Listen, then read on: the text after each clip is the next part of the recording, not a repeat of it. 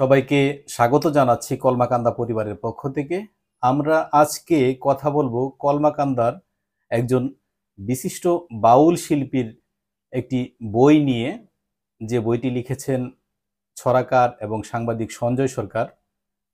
বাউল শিল্পী সিরাজউদ্দিন পাঠানকে নিয়ে যে বই তিনি বের করেছেন তার আদ্যোপান্ত জানার চেষ্টা করব। আপনি তো সিরাজ ভাই সম্বন্ধে অনেক কিছুই জানেন, আমাদের কলমাকান্দা পরিবারের দর্শকদের জন্য যদি একটু তার জীবনী সম্বন্ধে বলতেন। একটু সংক্ষেপে বলার চেষ্টা করছি, কারণ একটি পুরো বই থেকে তার জীবনী সবটুকু অংশ এই মুহূর্তে বলা সম্ভব না। সিরাজ ভাই 1361 বঙ্গাব্দে 3রা জ্যৈষ্ঠ নেত্রকোনার কলমাকান্দা উপজেলার বাবনি গ্রামে জন্মগ্রহণ করেন এবং তার বাবা সদরুদ্দিন খান পাঠান একজন ভালো বাঁশি বাদক ছিলেন। আর বাঁশি যেটাকে বলে তিনি সেটা বাজাতেন, কিন্তু দুঃখজনক হচ্ছে সিরাজের মাত্র 7 দিন বয়সে তিনি মারা যান। আর আর 3 বছর বয়সে মারা যান হচ্ছে তার মা, যে কারণে একটা ছন্ন ছাড়া জীবন তাকে বেছে নিতে হয় ছোটবেলা থেকেই। ওই বয়সে তাকে মামা মনিরুদ্দিন খানের বাড়িতে, সেটা হচ্ছে কলমাকান্দার বাসাওরা গ্রামে, ওখানে তাকে কিছুদিন থাকতে হয়। তারপরে তিনি চলে যান হাটশিরা গ্রামে এবং ওই যে তিনি শিশু বয়সে তিনি সঙ্গীতের প্রতি অনুরাগী হন। সেটা কিভাবে? তখনকার সময়ে গ্রামে গঞ্জের হাটবাজারে ক্যানভাসারদের মজমা বসতো।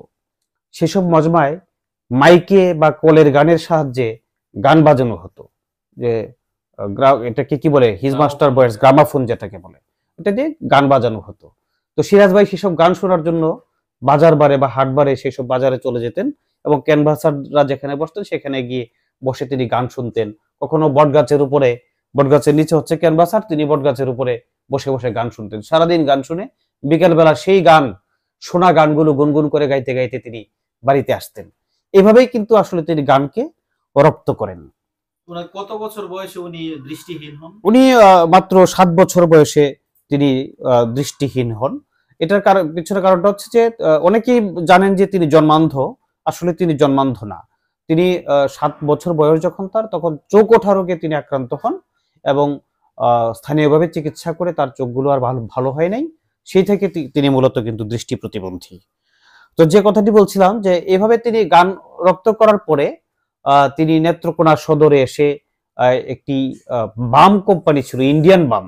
এটি আমাদের নেত্রকোনা অঞ্চলের অনেকেই জানেন যে একটা মলম কোম্পানি।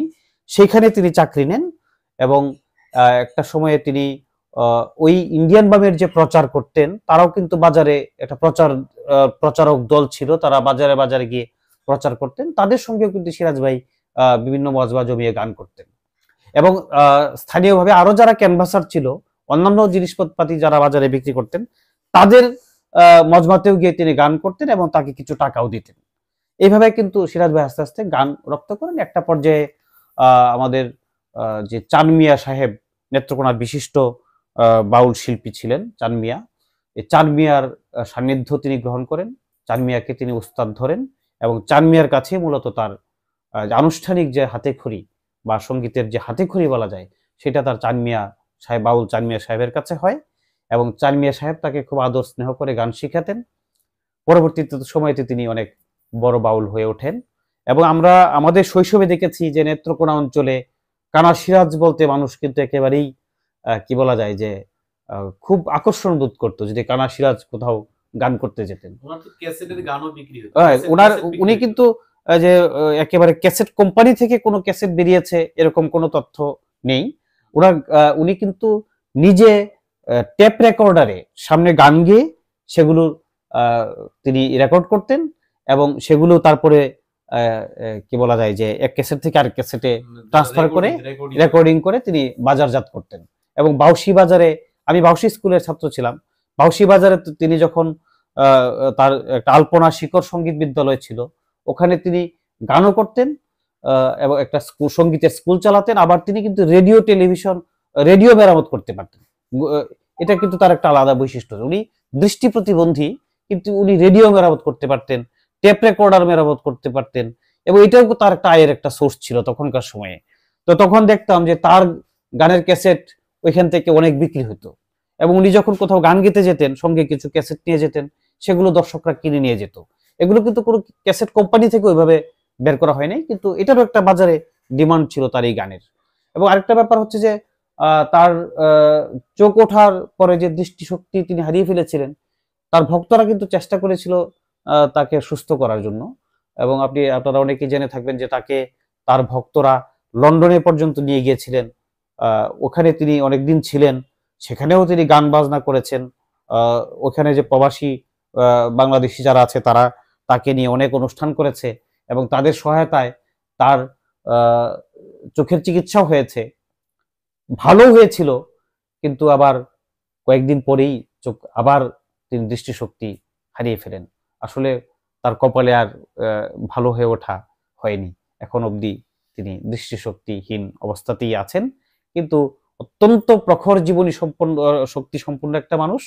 তিনি যখন মঞ্চে ওঠেন অত্যন্ত দরাজ কণ্ঠে গান করেন, এবং তিনি এখন হৃদরোগী একজন। কিন্তু আপনি যদি তার গান শুনেন তাহলে কিন্তু অবাক হয়ে যাবেন যে এরকম এক বয়সে একটা মানুষ এত দরাজ কণ্ঠে গান কিভাবে করে।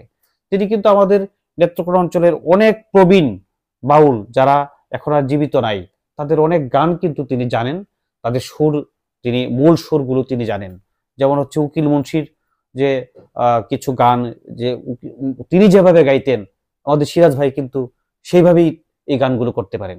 আমরা এখন ক্যাসেটে বা টেলিভিশনে উকিল মুন্সির অনেক গান শুনি যেগুলো সুর একটু মডিফাই করা, কিন্তু সিরাজ ভাই কিন্তু একেবারে উকিল মুন্সি যেভাবে গাইতেন সেইভাবে তিনি গাইতে পারেন। আপনাদেরকে আরেকটা তথ্য দিয়ে রাখি, সিরাজ ভাই কিন্তু বাংলাদেশ শিল্পকলা একাডেমির যে পদক সেটাও কিন্তু পেয়েছেন। এটা কিন্তু আমাদের নেত্রকোনার মানুষ হিসেবে একটা গর্ব করার বিষয় যে আমাদের একজন বাউল শিল্পী বাংলাদেশ শিল্পকলা একাডেমি পদক পেয়েছেন। সেটা কিন্তু আমাদের সিরাজউদ্দিন খান পাঠান। তখন একটা পর্যায়ে এই ঢাকার বাবুই প্রকাশ থেকে এই বইটা প্রকাশ করি। সিরাজ ভাই বইটা দেখে খুবই খুশি হন। এটাই হচ্ছে আমার আত্মতৃপ্তির জায়গা।